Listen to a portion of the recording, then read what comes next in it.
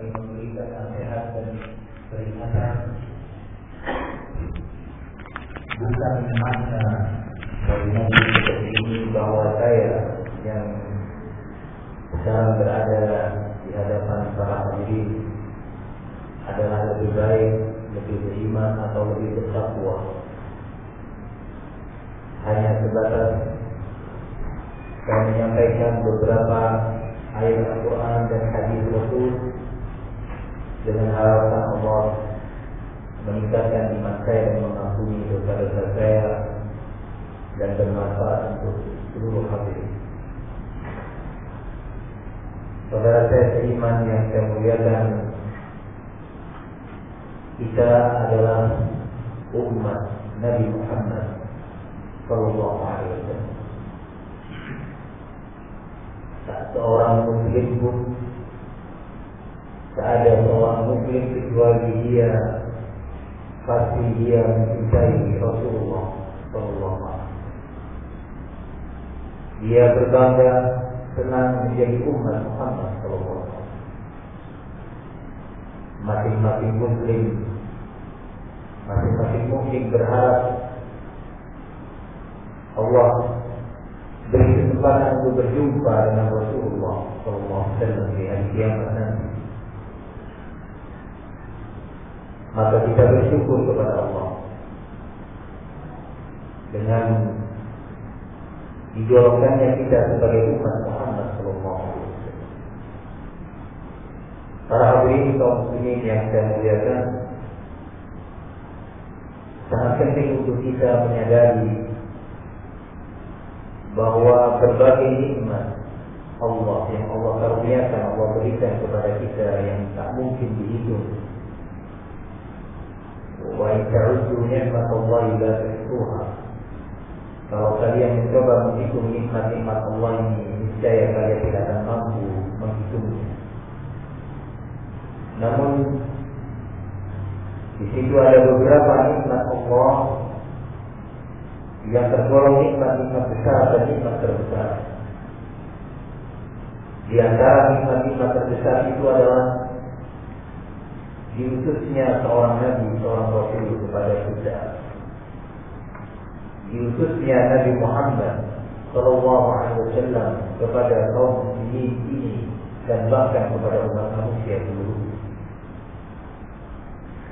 Hari ini Allah sebutkan dalam Al-Quran di dalam surat Al-Imran tentang besarnya nikmat diutusnya Rasulullah Sallallahu Alaihi Wasallam dalam ayatnya, "Laqad manna Allahu 'alal mu'minina idh ba'atha fihim rasulan min anfusihim." Laqad manna Allah, sungguh dan sungguh Allah telah memberikan nikmat yang besar 'alal mu'minin, kepada kaum mukminin. Apa nikmat tersebut? Idh ba'atha fihim rasulan, ketika Allah mengutus kepada mereka seorang Rasul min anfusihim, dari diri mereka, dari manusia, bukan dari seorang malaikat yang sulit kita berdialog dengannya,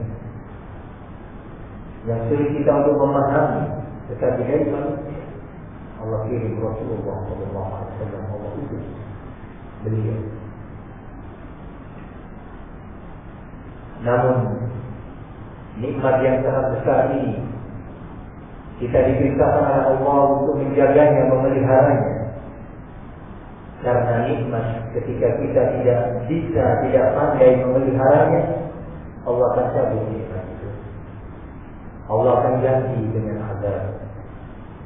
Kita sebagai kaum mukminin diperintahkan oleh Allah untuk menjadi hamba-hambanya yang bersyukur, berterima kasih kepada Allah Subhanahu Wa Taala. Di antara bentuk dan rupa syukur itu adalah menempatkan nikmat yang besar kepada tempatnya, yang diridhoi oleh Allah Subhanahu Wa Taala. Tidak mungkin kita bisa mengenal nikmat ini, yaitu nikmat diutusnya seorang Rasul. Siapa dia? Nabi Muhammad Sallallahu Alaihi Wasallam. Kalau kita tidak mengenal siapa Nabi Muhammad, kita tidak mengenal tidak tahu siapa Rasul Sallallahu Alaihi Wasallam, dia tidak mengenal Nabi Muhammad itu namanya adalah Muhammad bin Abdullah bin Abdul Muttalib bin Hashim bin Abdul Manaf. Kita mengenal nasab Rasul dan kita cinta Rasul. Namun yang terpenting adalah bagaimana kita mengenal Rasul sebagaimana Allah mengenalkannya di dalam Al-Quran kepada kita. Sesungguhnya Allah Subhanahu wa Ta'ala di dalam Al-Quran telah mengenalkan kepada kita siapa ini Nabi Muhammad, siapa dia dalam banyak ayat. Mari kita akan mendengarkan bersama beberapa ayat Al-Quran yang di sana Allah Subhanahu wa Ta'ala mengenalkan kepada kita siapa Nabi. Yang pertama adalah pada ayat yang baru saja kita dengarkan bersama. Saya bacakan dari surat Al-Imran. Pada selanjutnya berikutnya Allah mengatakan, yatlu 'alaihim ayatihi wa yuzakkihim wa yu'allimuhumul kitaba wal hikmah wa in kanu min qablu lafi dhalalin mubin. Rasul yang Allah utus ini tugasnya adalah yang pertama, yatlu 'alaihim ayatihi, membacakan kepada kaum mukminin, menyampaikan kepada kaum mukminin ayat-ayat Al-Quran. Turun satu ayat disampaikan oleh Nabi. Besok turun lagi satu surat dibacakan lagi oleh Nabi. Lusa terus begitu hingga 23 tahun selesai. Wahyu diturunkan oleh Allah kepada Rasulnya Nabi Muhammad SAW yang kemudian kita mengenal sebagai Al-Quran, Mushaf Al-Quran 30 ayat demi ayat, surah demi surah. Bahkan diajarkan oleh Nabi, disampaikan oleh Nabi Sallallahu Alaihi Wasallam bagaimana cara membaca Al-Quran. Dan Rasul pun belajar cara membaca Al-Quran itu dari malaikat Jibril yang diutus oleh Allah Subhanahu Wa Taala. Ini adalah tugas pertama Nabi Muhammad Sallallahu Alaihi Wasallam. Tugas yang kedua, pada ayat yang sama Allah menyatakan wa yuzakkihim, dan Nabi Muhammad itu selalu berupaya untuk membersihkan kaum muslimin dari dosa-dosa mereka. Nabi selalu memintakan ampun untuk kaum muslimin kepada Allah. Nabi selalu membimbing kaum muslimin untuk meninggalkan perbuatan dosa agar jiwa mereka bersih, agar jiwa mereka suci. Ini adalah tugas Nabi Sallallahu Alaihi Wasallam yang kedua. Kemudian yang ketiga, yang dengannya kita bisa mengenal Rasulullah lebih jauh lagi, mengenal Rasulullah lebih luas lagi tentang siapa Nabi Muhammad.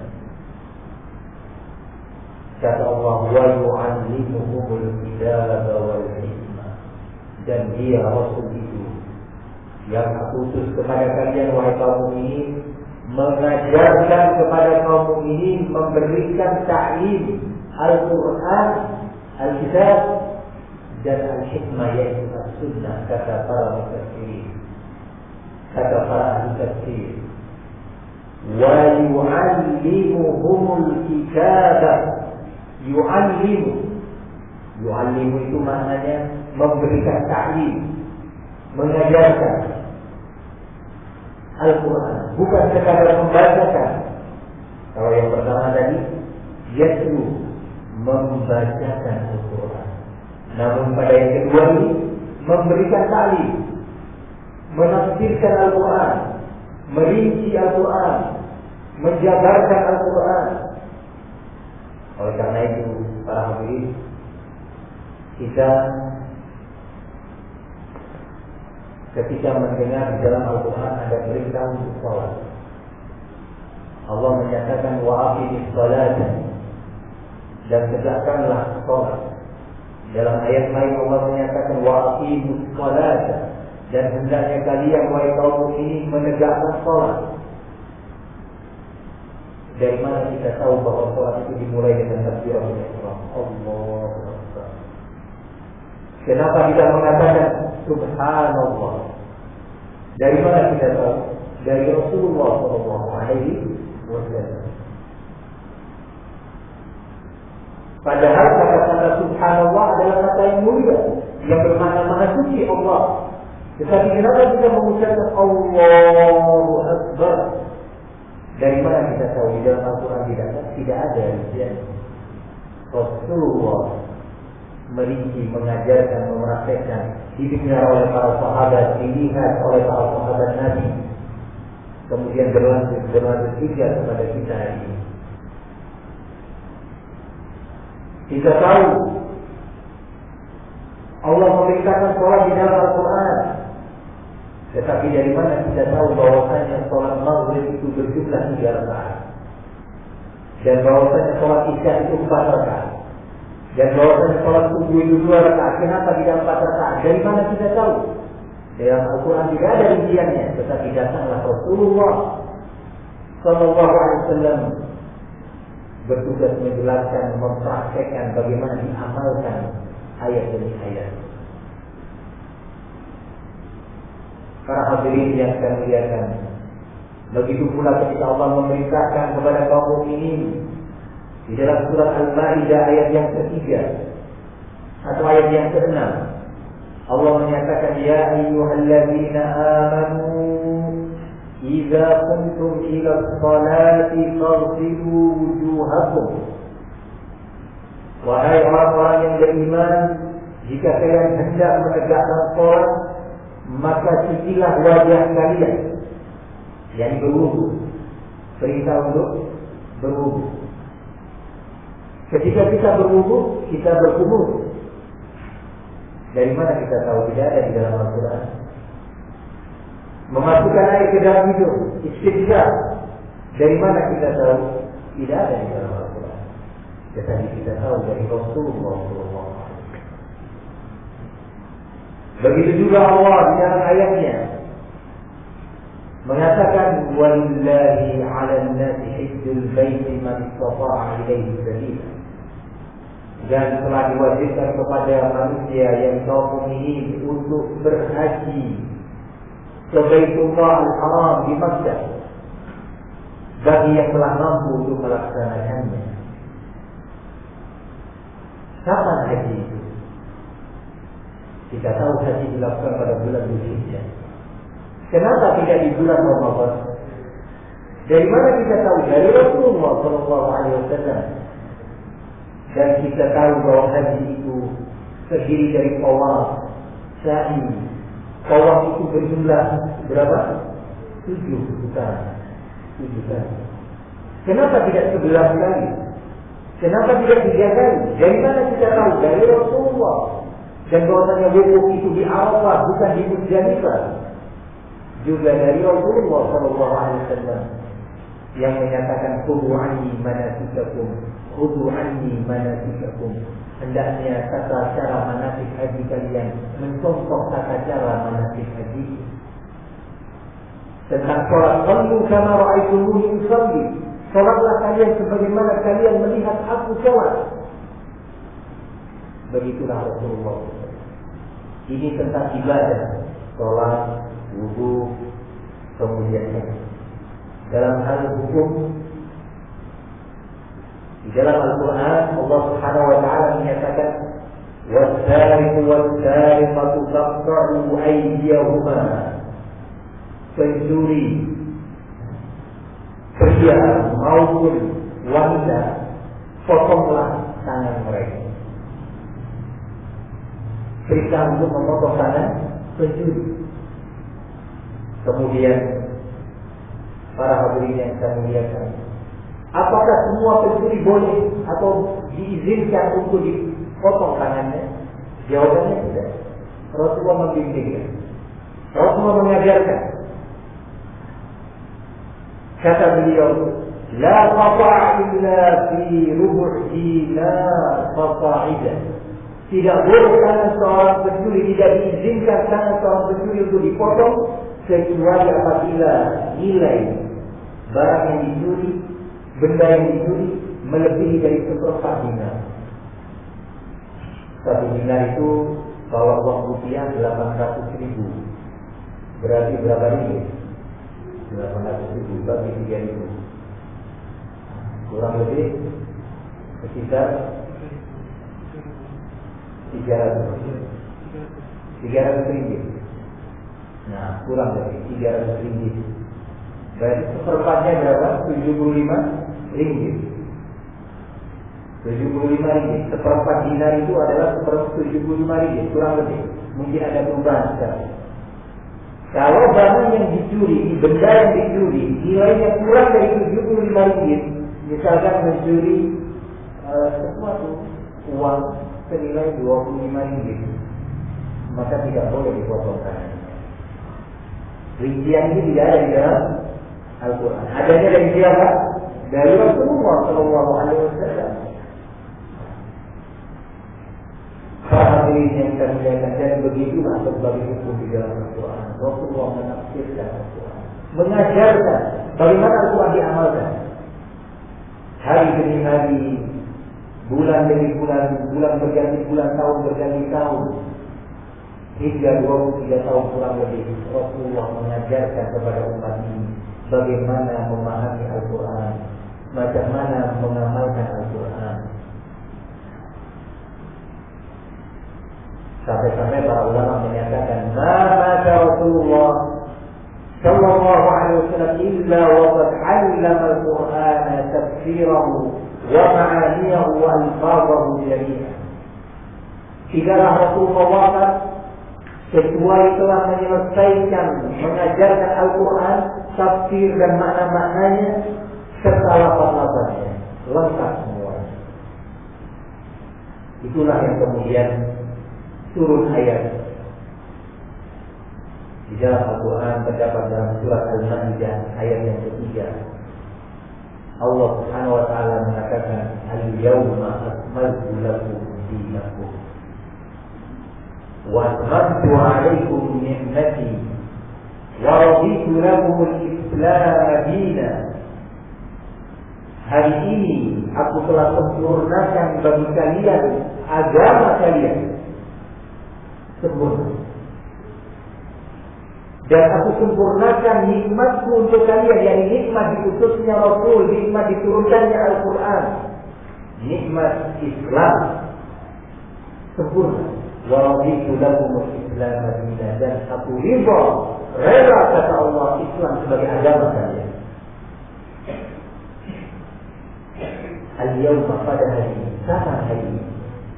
Ayat ini turunnya pada tanggal 9 Dzulhijjah di Padang Arafah. Ayat ini turunnya adalah pada tanggal 9 Dzulhijjah di waktu petang di Arafah, sebagaimana disebutkan oleh sahabat Umar bin Khattab radhiyallahu anhu, diriwayatkan oleh Imam Al-Bukhari di dalam kitab hadisnya, yang kemudian kurang lebih 81 hari kemudian Rasulullah meninggal dunia, wafat. Ketika ayat ini turun, sebagian sahabat menangis, sebagian sahabat paham, mengerti, berarti Rasulullah sudah mau berpisah, sudah selesai tugasnya. Menangis sebagian sahabat. Sempurna Islam. Oleh karena itu, Al-Imam Malik rahimahullah, guru daripada Al-Imam Syafi'i rahimahullah ta'ala, yang hidup beliau di negeri Madinah pada waktu itu, lebih dari 1200 tahun yang lalu, beliau mengatakan ketika menjelaskan kepada kita tentang ayat ketiga surat Al-Maidah ini, al-yawma akmaltu lakum dinakum, hari ini telah aku sempurnakan bagi kalian agama kalian. Kata Imam Malik, ma lam yakun yawma idin dinan falaisa yawma dinan. Segala amal segala akidah, segala ibadah yang bukan bagian dari Islam pada hari itu, pada hari turunnya ayat al-yawma akmaltu lakum dinakum, tidak pernah diajarkan oleh Nabi, tidak pernah diamalkan oleh Rasul, tidak pernah dilihat oleh para sahabat Nabi, maka pada hari ini pula kata beliau bukan bagian dari Islam. 1200 tahun yang lalu, apalagi zaman kita sudah berpisah dengan Rasul kurang lebih 1400 tahun. Al-Imam Malik jarak kehidupannya mungkin kurang lebih 150 tahun dengan kehidupan Rasul. Dekat. Lalu bagaimana dengan di zaman kita? Maka seluruh amalan, seluruh bentuk ibadah yang tidak ada di zaman Rasul, tidak pernah didengar dan diketahui oleh Abu Bakar, Umar, Utsman, wa Ali radhiyallahu anhum, maka bukan bagian dari Islam yang disampaikan oleh Nabi Muhammad sallallahu alaihi wasallam. Para hadirin yang saya muliakan, ini adalah ayat pertama di dalam Al-Quran yang Allah mengenalkan kepada kita siapa Nabi Muhammad. Ayat kedua, Allah Subhanahu wa taala menyatakan, "Laqad kana lakum fi Rasulillahi uswatun hasanah liman kana yarjullaha wal yawmal akhir wa dzakara Allaha katsiran." Sungguh demi Allah telah ada pada diri Rasul teladan yang baik, uswatun hasanah bagi kalian wahai kaum mukminin. Pada diri Rasul ada uswatun hasanah, teladan yang baik. Uswatun hasanah dalam urusan rumah tangga, bagaimana Rasulullah mendidik istri dan keluarganya. Rasulullah adalah teladan terbaik bagi seorang muslim yang beriman kepada Allah dan hari akhir. Dia pasti suka, cinta untuk menjadikan Rasulullah sebagai teladan di dalam mendidik rumah tangganya, di dalam mendidik istri dan anak-anaknya, mendidik istri dan anak-anaknya. Dia melihat, mempelajari, mengkaji bagaimana Nabi Muhammad mendidik para istrinya, mendidik para istri dan anak-anak. Begitu juga Rasul itu adalah uswatun hasanah di dalam beribadah, di dalam beribadah kepada Allah Subhanahu wa taala. Sehingga seorang mukmin yang dia beriman kepada Allah dan beriman kepada hari akhir, ketika dia hendak beribadah, pasti dia akan menjadikan Rasulullah sebagai uswatun hasanah, teladan yang baik. Begitu juga seorang muslim yang ingin beriman dan berakidah dengan benar dan lurus, dia akan menjadikan Rasulullah sallallahu alaihi wasallam sebagai teladan di dalam beriman. Dia akan belajar, dia akan mengkaji, dia akan tahlil bagaimana akidah dan iman Rasulullah sallallahu alaihi wasallam. Para hadirin saudara saya Islam yang saya muliakan, maka di zaman seperti ini sudah semestinya bagi kita semuanya untuk selalu melihat dan menengok bagaimana kehidupan Nabi, bagaimana akidah Nabi, bagaimana ibadah Nabi, bagaimana cara puasa Nabi, bagaimana cara berzikir Rasul, dan seterusnya kita pelajari, karena kita ingin menjadikan Nabi sebagai teladan bagi kita semuanya. Kemudian kaum muslimin yang saya muliakan, ayat yang ketiga yang Allah bisa mengenalkan kepada kita siapa Rasulullah adalah firman Allah Subhanahu wa taala di dalam surat Al-Ahzab. Allah mengatakan, "Wa ma kana lil mu'minin wa la mu'minatin idza qada Allahu wa rasuluhu amran ay yakuna lahumul khiyaratu min amrihim wa man ya'si Allaha wa rasulahu faqad dhalla dhalalan mubina." Para hadirin, ayat ini di dalam surat Al-Ahzab. Sering kita membacanya ketika di bulan Ramadan atau setiap hari kita membaca Al-Quran, melalui ayat-ayat. Allah menyatakan tidak sepantasnya, tidak semestinya bagi seorang mukmin lelaki maupun wanita, ketika dia telah tahu Allah dan Rasul-Nya memberikan arahan, nasihat, keputusan dan syariat, untuk kemudian dia masih mencari syariat dan arahan-arahan selain arahan Allah dan Rasul-Nya. Tidak mampu. Seorang mukmin, lelaki maupun perempuan, wanita, masih mencari alternatif lain, arahan-arahan manusia. Tidak mampu. Karena dia tidak mendengar Allah dan Rasul-Nya memberikan syariat. Mirip hampir sama dengan ayat ini. Dalam surat An-Nisa, Allah Subhanahu wa Ta'ala kembali mengenalkan kepada kita siapa Nabi yang diutusnya, yaitu Muhammad bin Abdullah Sallallahu Alaihi Wasallam. Di dalam surat An-Nisa ini Allah mengatakan, "Fala wa rabbika la yu'minun hatta yuhaqqimuka bima shajara bainahum, thumma la yajidu fi anfusihim harajan mimma qadayta wa yusallimu taslima." Demi Rabbmu wahai Muhammad, demi Tuhanmu wahai Muhammad, sungguh mereka tidaklah beriman walaupun telah mengatakan dirinya beriman. Sungguh mereka tidaklah beriman sampai mereka menjadikan engkau sebagai hakim, pengambil keputusan, pengambil arahan, penentu di dalam berbagai permasalahan yang mereka perselisihkan. Ada perselisihan dalam rumah tangga antara suami dengan istri, ayah dan ibu, maka keluarga itu harus menjadikan Nabi Muhammad sebagai hakim kepada para istri.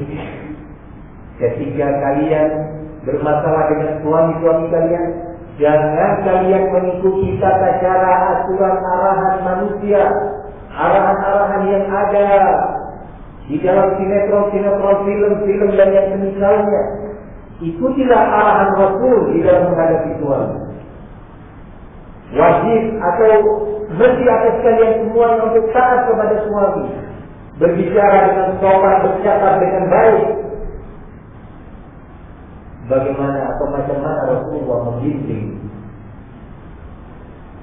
Begitu juga ketika kita ada perselisihan dengan teman kita, tetangga kita, harus dikembalikan atau wajib dikembalikan kepada Rasulullah Sallallahu Alaihi Wasallam. Tidak cukup sampai di sini. Mungkin saja seorang hamba, seorang mukmin telah menjalankan, mempraktekkan, mewujudkan perintah dan syariat Rasul dalam permasalahan yang dia berselisih di sana, menerima hukum Nabi dan arahan Nabi secara zahir, nampak dalam penglihatan manusia. Tidak cukup sampai sana Allah melanjutkan, "Tsumma la yajidu fi anfusihim harajan mimma qadayta." Dan mereka kaum ini tadi tidak mendapatkan rasa tertib dada, berat hati untuk mengamalkan arahan engkau wahai Muhammad, untuk mengamalkan perintah engkau wahai Muhammad. Secara zahir dia telah mengamalkan, tetapi secara batin kalbunya, hatinya harus ikhlas menjalankan perintah kita Rasulullah SAW.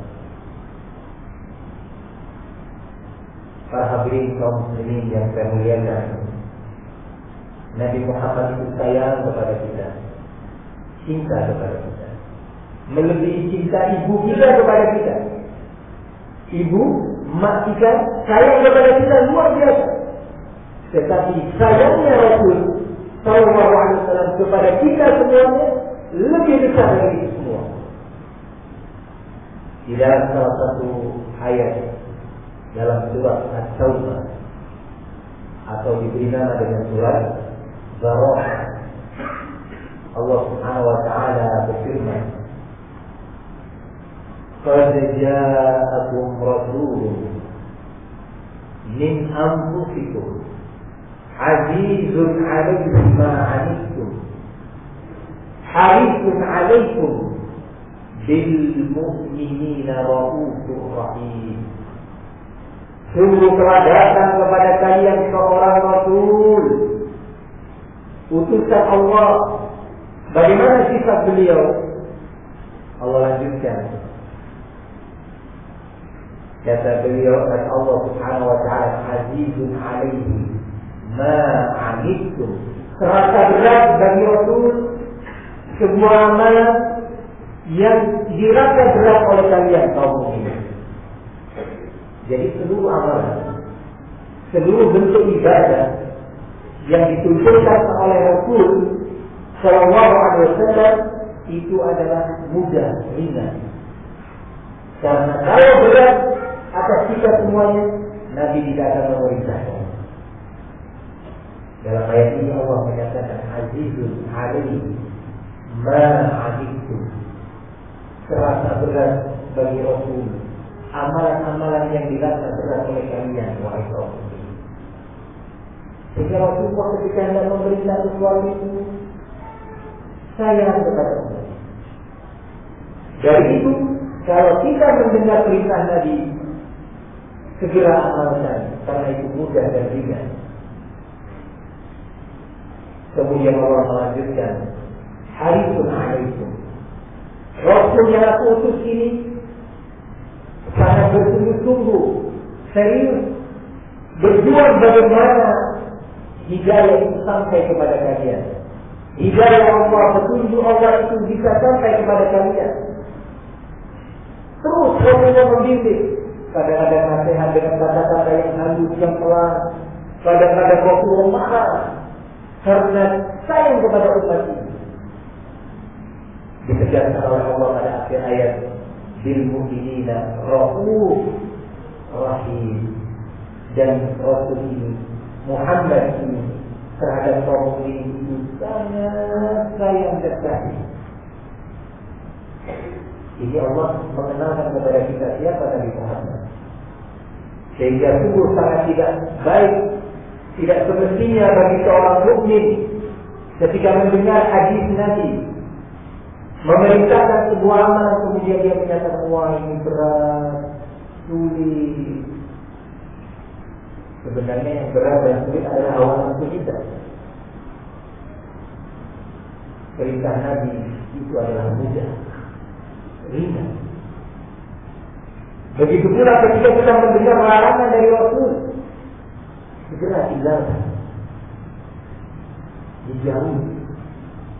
Inilah yang Allah sebutkan di dalam ayatnya yang lainnya.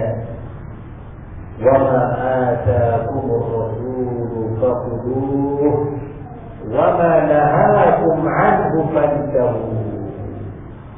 Kata Allah. Kembali Allah mengenalkan kepada kita siapa Nabi Muhammad. Para hadirin, penting kita mengenal Nabi agar kita bisa memberikan hak Rasul, agar kita tidak menzalimi Rasulullah Sallallahu Alaihi Wasallam. Kata Allah dalam ayat terakhir yang kita dengarkan bersama, wa ma ataakumur rasul fakhudhuhu. Segala perintah yang datang dari Rasul amalkan, segera.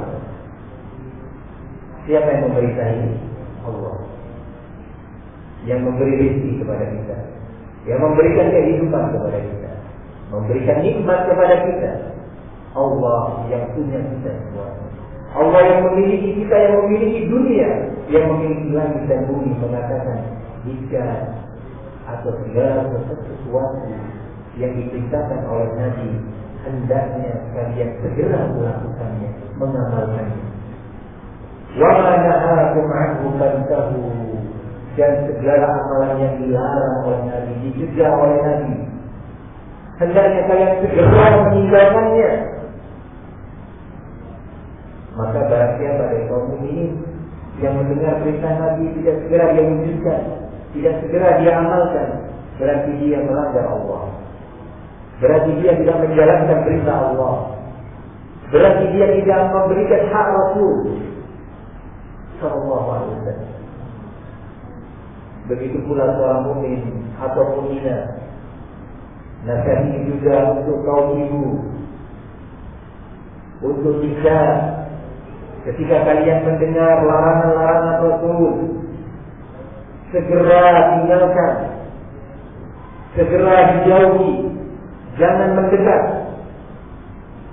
segera, karena itu adalah perintah Allah Subhanahu wa taala untuk kita mentaati Rasulullah sallallahu alaihi wasallam. Nabi Muhammad, saya katakan tadi, sangat sayang kepada kita.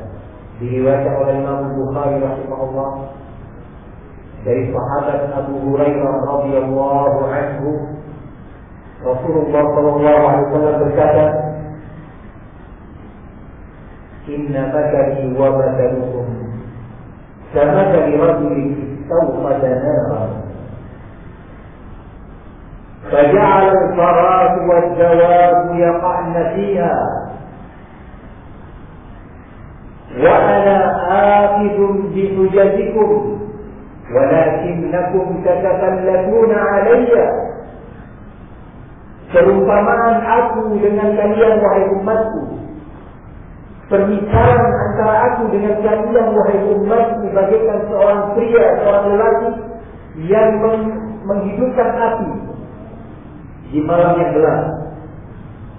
Api dihidupkan, dinyalakan api, kemudian binatang-binatang berdatangan masuk ke dalam api itu, karena dia mengira itu cahaya yang akan memberikan kehidupan. Ternyata dia tidak sadar, tidak menyadari bahwa ternyata itu adalah api yang membakar dirinya. Coba kita lihat kadang-kadang di musim hujan atau ada binatang mencari cahaya lampu, cahaya api, dia datang. Binatang itu mengira bahwa, menyangka bahwa api itu atau cahaya itu akan menjadikan dirinya semakin hidup, semakin sehat, mendapatkan kenyamanan. Ternyata api itu membakar dia. Lelaki tadi berusaha menghalangi binatang-binatang tersebut, hewan-hewan tadi jangan datang ke api, tetapi dia terus masuk. Dan demikianlah aku, kata Rasulullah, aku berusaha mengeluarkan kalian, mencegah kalian wahai umatku untuk masuk ke dalam api, tetapi kalian tidak mau. Kalian memaksakan diri kalian untuk masuk ke dalam api. Demikian Rasulullah sayang kepada kita, lebih sayangnya ayah dan ibu kita. Para hadirin kaum muslimin yang saya muliakan, perkataan Nabi, ucapan kata Rasul itu tak sama dengan ucapan manusia, perkataan manusia lain, tak sama nilainya. Perkataan Rasul itu adalah wahyu. Oleh karena itu Allah Subhanahu wa taala mengatakan di dalam surat Al-Hujurat, "Ya ayyuhalladzina amanu la tuqaddimu baina yadayi Allahi wa rasulihi wattaqullah." Wahai orang-orang yang beriman, jangan sekali-kali kalian mengedepankan sebuah perkataan di atas perkataan Allah dan Rasulnya. Jangan. Kalau kita mendengar hadis Rasul mengatakan demikian, jangan sampai kita mengatakan, ya tapi di zaman ini orang-orang mengatakan demikian, tidak mungkin saya beramal dengan hadis Rasul. Subhanallah, ya subhanallah. Di dalam ayat Al-Hujurat ini Allah menyatakan, ya ayyuhalladzina amanu. Siapa yang dipanggil oleh Allah? Kita, orang yang beriman. La tuqaddimu baina yadayi Allahi wa rasulihi wattaqullah. Jangan sekali-kali kalian mengedepankan, mendahulukan perkataan selain Allah dan Rasulnya di atas perkataan Allah, di depan perkataan Allah dan Rasulnya. Jangan. Ini Nabi yang kita cintai, Nabi Muhammad yang kita sangat berharap kepada Allah untuk kita bisa berjumpa dengan beliau di surga. Para hadirin, nampaknya sudah ke waktu isya. Nah, sudah kurang 2 menit. Nah, 2 menit ini saya sampaikan sebuah hadis dari Rasulullah Shallallahu Alaihi Wasallam dan sebuah nasihat dari para ulama terdahulu. Rasulullah Shallallahu Alaihi Wasallam mengatakan, hadis ini sangat terkait mengingatkan kepada kita semua tentang kedudukan, nilai dan harga ucapan perkataan Rasulullah Shallallahu Alaihi Wasallam. Tidak sama dengan perkataan manusia, siapapun dia. Jangankan seperti kita, perkataan ulama sekalipun. Perkataan Nabi itu adalah wahyu, mulia, suci. Rasulullah menyatakan, "Man qala anni ma lam aqul, falyatabawwa maq'adahu minan nar." Barang siapa yang mengucapkan berkata sebuah perkataan atas namaku, atas nama Rasul, bahwa Allah mengucapkan siapa ini, berkata ini dan itu, sementara aku tidak mengatakannya, sungguh hendaknya dia menyiapkan tempat duduknya yang terbuat dari api neraka. Berbeda dengan cara manusia. Nah, para hadirin yang saya muliakan dan saya akhiri majlis kita pada malam hari ini, yang semoga Allah jadikan semua sebagai ilmu yang bermanfaat, adalah dengan perkataan Imam Malik. Imam Malik bin Anas radhiyallahu taala, guru daripada Imam Asy-Syafi'i rahimahullah. Imam Malik tinggal di kota Madinah sebagai ulama besar di kota Madinah pada waktu itu. Beliau menyatakan, pada saat itu Imam Malik berada di samping kubur makam Rasul sallallahu alaihi wasallam di masjid di kota Madinah. Kata Imam Malik, "Kullun yu'khadhu wa yuraddu min qawlihi illa sahib hadzal qabr." Semua orang boleh diterima, silakan diterima ucapannya dan boleh ditolak, boleh tidak diterima ucapannya seluruh manusia kecuali penghuni kubur ini. Maksudnya siapa? Rasulullah sallallahu alaihi wasallam. Tiada ucapannya, tiada ucapan Rasul yang boleh ditolak, tiada ucapan Rasul yang tidak boleh kita amalkan. Semua harus diamalkan, semua harus diterima. Sementara selain Rasul bisa diterima ucapannya jika sesuai mencocoki Rasulullah SAW, dan boleh ditolak ketika tidak sesuai dengan Rasulullah Sallallahu Alaihi Wasallam. Para hadirin kaum muslimin saudara saya yang saya muliakan, itu sekelumit pembahasan atau kajian kita pada malam hari ini yang bisa saya sampaikan. Lebih kurangnya saya mohon maaf jika ada yang kurang berkenan, dan semoga sedikit ilmu yang kita dengarkan bersama ini menjadi sebab bertambahnya iman kita dan amalan kita. Amin ya rabbal alamin. Semoga kita berjumpa pada kesempatan yang lainnya. Bismillahirrahmanirrahim. Sallallahu alaihi wasallam wa baraka ala nabiyyina Muhammad wa ala alihi wa sahbihi wa sallam. Walhamdulillahi rabbil alamin. Wassalamu alaikum warahmatullahi wabarakatuh.